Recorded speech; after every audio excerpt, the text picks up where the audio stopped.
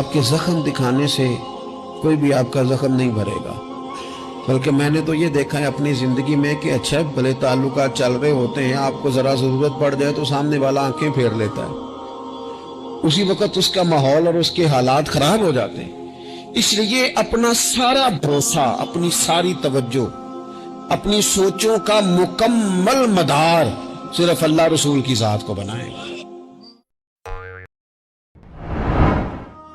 یہ باپ کا پیار ہے، میں حدیث سنا رہا ہوں آپ، یہ باپ کی محبت کا عالم ہے کہ اس کا بس چلے تو عمر کاٹ کے اولاد کے کھاتے میں درج کرا دے۔ کہاں سے لاؤ گے وہ زاویہ؟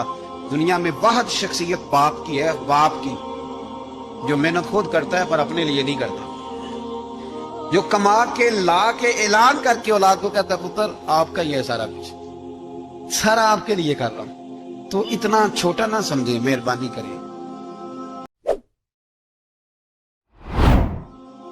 جناب عبداللہ ابن عمر فرمانے لگے، عبداللہ ابن عمر کا خیال ہے کہ اس نے نبی پاک علیہ السلام سے سنا ہے کہ جس کے دل میں رائی کے دانے کے برابر بھی تکبر ہوگا، اللہ اسے منہ کے بال دوزخ میں پھینک دے۔